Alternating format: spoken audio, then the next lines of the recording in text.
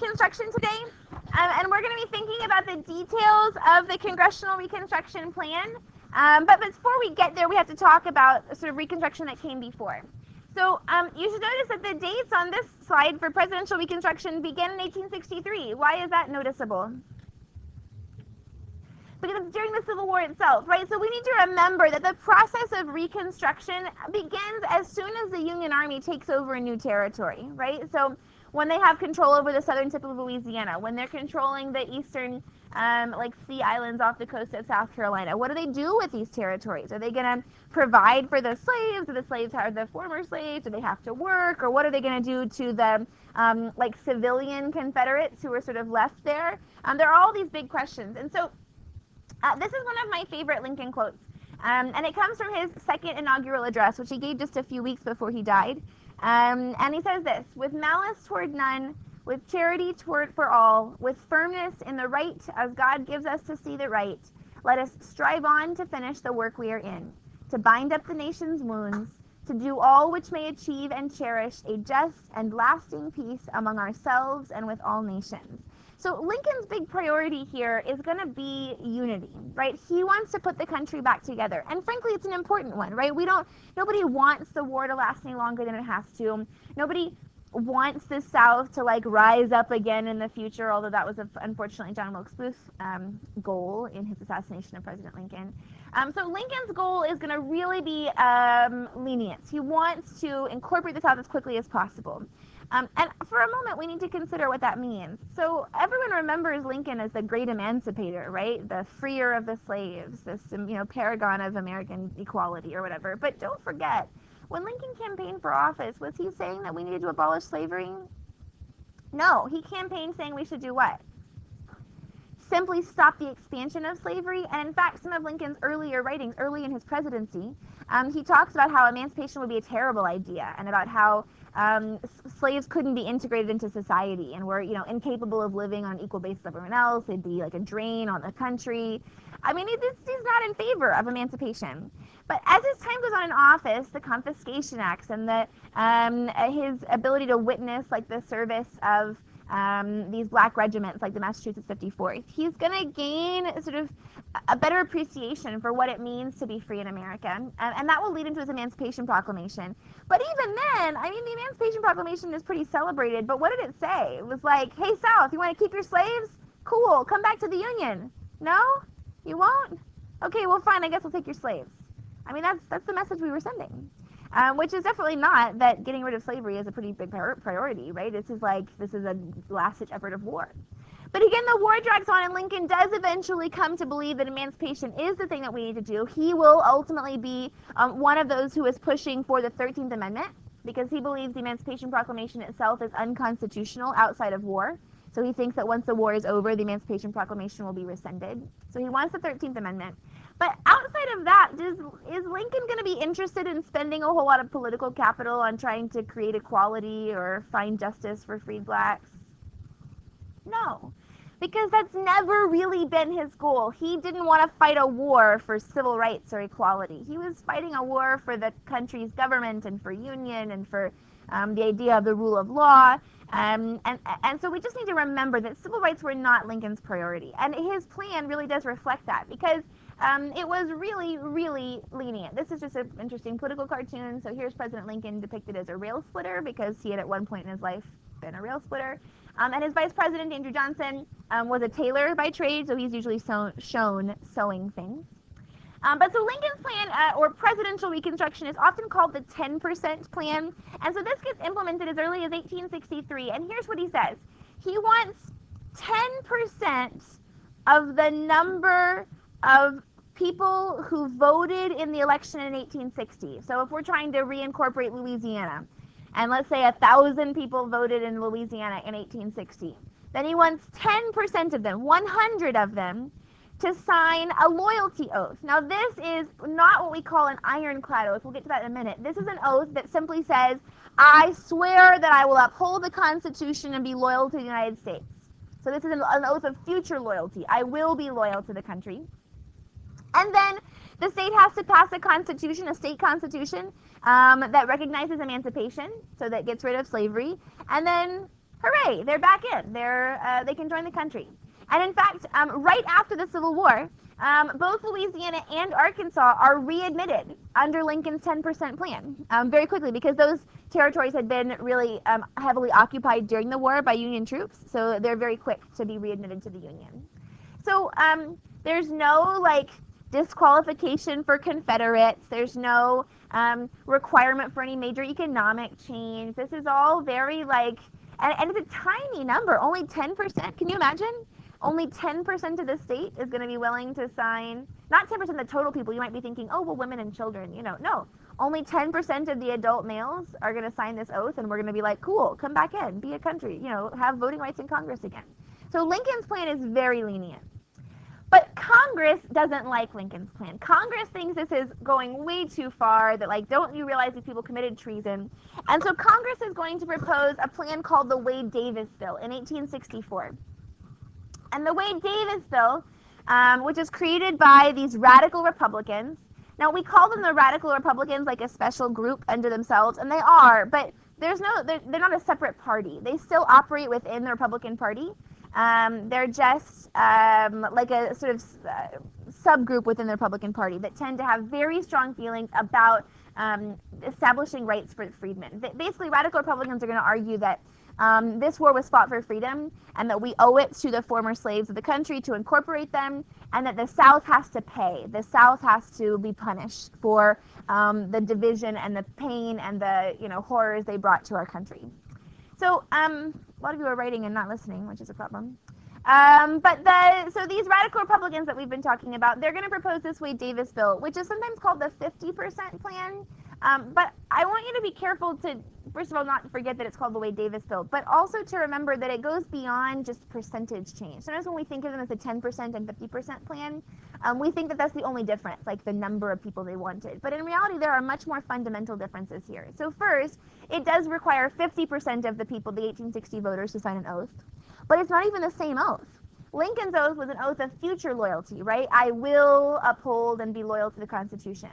But the Wade-Davis Bill would require the so-called ironclad oath, which was said basically that I have never and will not disobey or violate the Constitution. Well, how many people in the South can validly say that they have never violated the Constitution? I mean, maybe little kids, some women, they can't vote. Not very many people, right? So to say that 50% of the voters in 1860 have to sign an ironclad oath is kind of dooming the southern states to be out of the country for a while, right? They're going to have to wait until they have enough people old enough to sign this oath saying they never violated the Constitution. So so first of all, that's a big step. But the Wade-Davis Bill doesn't even stop there. It continues. It repudiates, that means says we're not going to pay all Confederate debts. So basically dooms the South to have to just eat the costs, and they can't, no Southern businessmen can get paid back. And says that even once, 50% can sign this oath and the state gets reincorporated into the Union, former Confederate officials, so anyone who's ever elected to the Confederate government or Confederate officers in the Army, all of those people are barred from ever voting again. So they lose their right to participate in the government forever, even after the state finally gets readmitted. So the Wade-Davis Bill is really harsh. Lincoln vetoes the Wade-Davis Bill. He says, no, absolutely not. This is the wrong direction for the country. But the Congress really felt strongly that this was the direction to go. So we can see a clear divide now between presidential and congressional ideas about Reconstruction. But unfortunately, for the South at least, Lincoln was assassinated just a few weeks after the war is over. And as a result now, Reconstruction is going to be sort of left to this tug of war between Congress and his vice president. Lincoln was a strong president, right? He could kind of get Congress on his side. He could veto things and they wouldn't override his veto. But his vice president Johnson was not the same kind of guy. So in the meantime, just after Lincoln dies, the 13th Amendment will be ratified.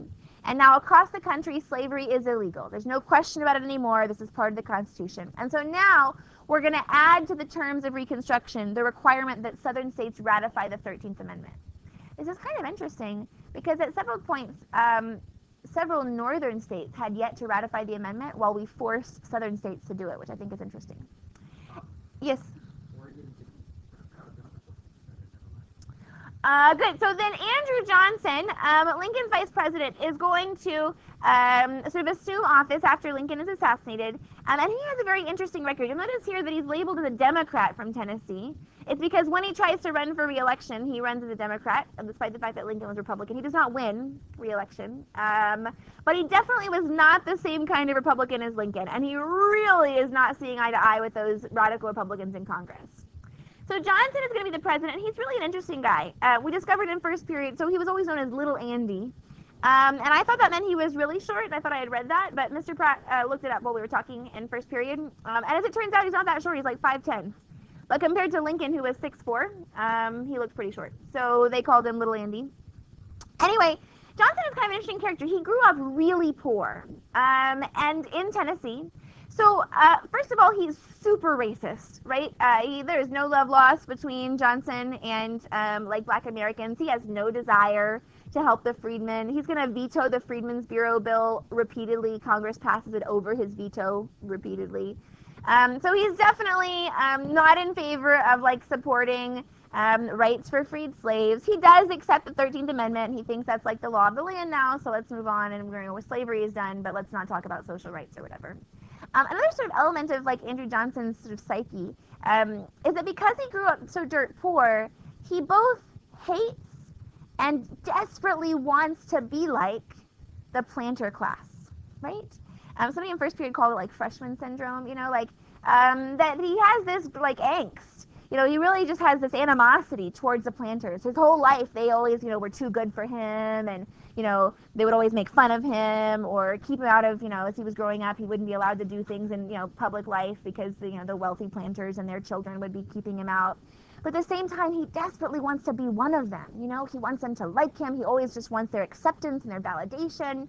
So he's really like, it's hard to sort of predict, what is Johnson going to do? Is he going to be super harsh on the South because, you know, this is his chance to get back at those planters he's hated his whole life? Or not? The answer is or not, which we'll talk about here in a minute. So Johnson then takes over Reconstruction, and he issues this amnesty proclamation. He says that we are not going to hold treason trials. We're not going to put people on trial for treason as a result of the Civil War. Nobody's going to be executed. We're not going to do that. So blanket, we're not going to execute people. Only one person in the entire country was executed as a result of the Civil War. It was the Confederate leader of the Andersonville prison. It was a prisoner of war camp that had horrible conditions. And so many Union soldiers died there from like lack of treatment or lack of care. But frankly, the Confederacy itself was starving, so it's hard to have expected them to have given more to their prisoners than they gave to their own soldiers. But anyway, he's the only person to be executed in the whole thing. So we're not going to hold treason trials. Now, Johnson does say that Confederate, high-ranking Confederates, Confederate officers of a certain rank and above, Confederates like CSA legislators and like the presidency and so on, they're going to be disenfranchised. They're not going to get to vote, but they can apply for a pardon. And I want you to imagine this scenario. Let's see, I thought I had a picture. Okay, we'll come back. So I want you to imagine this scenario then. Let's say I'm a wealthy planter. That sounds fun. And here I am, I want my pardon. So I go to Johnson's office. I show up at the Oval Office. I'm dressed to the nines. You know, I'm still reasonably wealthy. I've had all this power. President Johnson, I am so glad you're in office. You are the best man for the job. You know, I am just really proud to call you my president. I am glad we could come back in the country under your leadership. You know, I really like what you've done about bringing us back into the country. You just have this just wisdom for leadership. And, you know, I'd really like to help contribute to supporting the development of our country. And if you would just, you know, pardon me, I promise we will work hand in hand as partners in rebuilding this country. And Johnson's all at Twitter. You know, like, really? Can we go to parties together and stuff? You know, and he says yes. He pardons them left and right, and that's the political cartoon about that. So here's Lady Columbia, right, the goddess of justice or liberty or I don't know, something important. And she has all of these Confederate officials begging her for pardon. And the cartoon says, pardon, Columbia, shall I trust these men? And then on this side it says franchise, and not this man. Anybody know what the word franchise means in this context? It means the right to vote. So if you're fighting for the franchise, you're fighting for your right to vote. If you're disenfranchised, you're kept from being able to vote. So this is sort of saying, like, are we going to pardon all of the former Confederates and let them vote now? But we're not going to let former slaves, or in this case, a Union soldier who's clearly given life and limb for his country, not let him vote. So all of these people get pardoned by Johnson. And so then shortly thereafter, I'm skipping a few pictures now. Shortly thereafter then, there are elections held in the South, right? These states get readmitted to the Union. They hold elections. And in 1960 or 1866, you want to know who shows up in Congress? Well, a whole bunch of people, former Confederates. But among them, Alexander Stephens, the former vice president of the Confederacy. Kind of awkward, right? Hi, guys. So it's been about 5 years. I'll just take my desk over here, my office. Nice to be working together again. Well, the radical Republicans are furious, right? They cannot believe how could the South just send traitors back into the government. So they're going to take sort of action into their own hands. But let's back up and look at some other things that are going on at the same time. So meanwhile, while all these political pardons are going on, while the South is holding new elections, electing these former Confederates right back into Congress and so on, the South is also doing its best to restore this sort of the life before the Civil War as much as possible. So freedmen are going to be given essentially nothing. The U.S. Congress will, over Johnson's veto, pass the Freedmen's Bureau bill, which will, among sort of other things, provide schooling, public schooling for freedmen. During the day, they'll hold classes for children. In the evenings, they hold classes for adults. Interestingly, Freedmen's Bureau schools serve not only black children, but also white children. So some poor whites are getting education for the first time ever in the South because they had never, Southerners didn't have public education. So that's really the biggest accomplishment of the Freedmen's Bureau, because beyond that, the Freedmen's Bureau doesn't have the authority to redistribute land.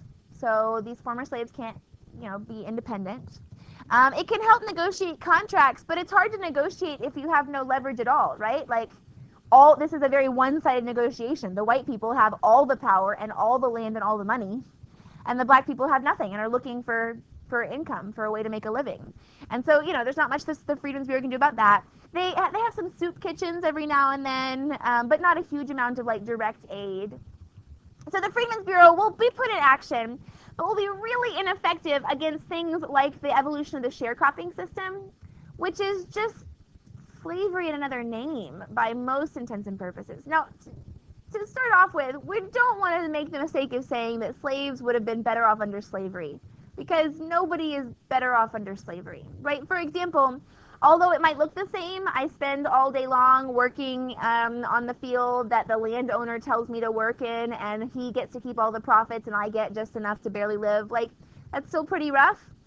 On the other hand, it's better than having somebody stand over you with a whip, right, who can literally whip or kill you at any time with no problems at all. So there is some improvement. We see sort of gender dynamics in the black family structure beginning to sort of shift. It doesn't take hold because poverty really prevents it, but we see lots of black men who write about how what they really want is to be able to allow their wives to stay in the home, as this traditional gender roles, because they can't be their wives. There's no master to force their wives to go out and work now.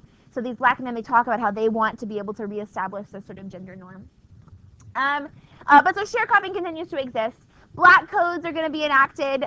These are laws that say things like, no black person can be caught on the road after dark without permission from their employer.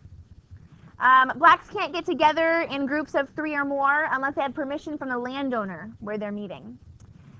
Blacks can't leave the city limits without permission from their employer. Well, that sounds a whole lot like slavery, right? No freedom of movement, no ability. You have to have permission from your employer. That makes it a whole lot like a master, doesn't it? So black codes then recreate the social conditions of slavery, where sharecropping created economic conditions of slavery. And then where that's not enough, we begin to see the rise of, terrorist groups. We would call them the KKK these days. The KKK did originate at this time. But although these days, we sort of think of the KKK as being the supreme, white nationalist violent organization, at that time there were a whole bunch of different ones, and they were scattered, different counties would call themselves different things. favorite is the wrong word because there's nothing, I don't have any favorites with like violent white supremacists. But one of the groups, I like their name. It sounds nice until you realize that they're horrible. They were called the Knights of the White Camellia, which sounds nice, you know. And then they kill people, so that's pretty rough. And what is the goal? What do these groups do? Well, by this time, we've seen some efforts to allow African Americans to have political rights, to speak in the public square, to try to fight for social and economic freedom. And I don't know about you, but it doesn't even take that much violence to keep people from exercising their rights. Because I don't even need to see someone, I don't need to be lynched myself. I don't need to see someone being lynched. All I have to do is like hear about somebody who maybe the next state over was lynched one time by one group and be told that maybe there's some people like that around me, and that will probably be plenty to terrify me away from exercising any of my rights. So the level of violence is sometimes overstated in terms of like, it's not like there are people being lynched on every corner in the South at this time, but you don't need that much violence to keep people from exercising their rights. So that's all going on. And meanwhile, the radical Republicans in the House are gaining more leverage. They are winning elections in the North. People are angry. Citizens in the North are angry about what's happened and how these Southerners are, responding, without being sorry. They're not even repenting for the Civil War. And so people like Thaddeus Stevens and Charles Sumner, he's back, he's recovered, are going to be taking leadership in Congress. And one of the first things they'll do will be to expel all of those Confederate members of the House and Senate. They'll say, no, absolutely not. There's provisions in the Constitution that allow Congress to expel members by a 2/3 vote. And so they expel all of these Southerners, and then they set to work with their own plans for Reconstruction, which is sometimes what's called Congressional Reconstruction or sometimes called Military Reconstruction. And so what they do is they divide the South into 5 military districts. You can see them here. So they kind of dissolve the states as they were, and they establish these military districts that are going to be governed by the U.S. Army. So the U.S. Army will have effective leadership. They're going to have martial law in each of these districts. Outside of this military occupation, the military Reconstruction, radical Reconstruction, will require Southern states to give blacks the right to vote, even before the 15th Amendment is passed.